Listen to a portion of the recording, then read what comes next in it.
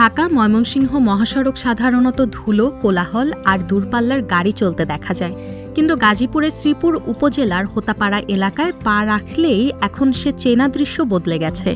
4 লেনের ব্যস্ত এই মহাসড়ক বিভাজকে সারি সারি ফুল গাছ চোখে পড়েছে। এই গাছগুলো এখন তৈরি করেছে অন্যরকম সৌন্দর্য। দূর থেকে তাকালে মনে হয় প্রকৃতি আর নগর সভ্যতা এখানে এক অদ্ভুত বন্ধনে মিলিত হয়েছে। পিচ ঢালা এই সড়কের মাঝখানে মাথা উঁচু করে দাঁড়িয়ে আছে শত শত কাঞ্চন গাছ। প্রতিটি ডালে ফুটে থাকা সাদা আর গোলাপি ফুল মৃদু বাতাসে দুলে দুলে পথ চলতি মানুষকে যেন অভিবাদন জানায়। ফুল গাছগুলো যে হয়েছে, ঠিক আছে, এইবারকে প্রথম দেখলাম, ঠিক আছে, আমাদের গাজীপুর এবারকে এই ফুলগুলো অনেকগুলো ফুটছে, ঠিক আছে। সবাই মনে করেন আসতেছে সৌন্দর্য দেখার জন্য, উপভোগ করার জন্য। কিছু কিছু গাছে লাল ফুল, আবার কিছু কিছু গাছে সাদা ফুল। এটা কিন্তু মানুষকে খুব বেশি আকর্ষণ করতেছে। বিশেষ করে মানুষের প্রতি যে প্রকৃতির প্রতি যে ভালোবাসা, এটা কিন্তু এখানে ফুটে উঠতেছে।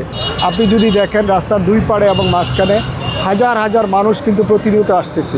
এর শুরু 2018 সালে। তখন বাংলাদেশ সেনাবাহিনীর উদ্যোগে ঢাকা ময়মনসিংহ মহাসড়কের বিভাজকে সৌন্দর্য বর্ধনের কাজ শুরু হয়। দেশি বিদেশি নানা প্রজাতির ফুল গাছের চারা রোপণ করা হতো তখন। সময়ের সঙ্গে সঙ্গেই সেই চারাগুলো বড় হয়ে এখন পরিণত হয়েছে পূর্ণাঙ্গ গাছে। অনেক দর্শনার্থীর কাছে সেই দৃশ্য মনে করিয়ে দেয় জাপানের বিখ্যাত চেরি ব্লসমের কথা।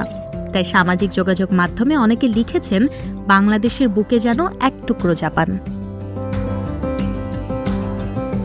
তবে এই অপরূপ সৌন্দর্যের মাঝেও রয়েছে কিছু উদ্বেগের বিষয়।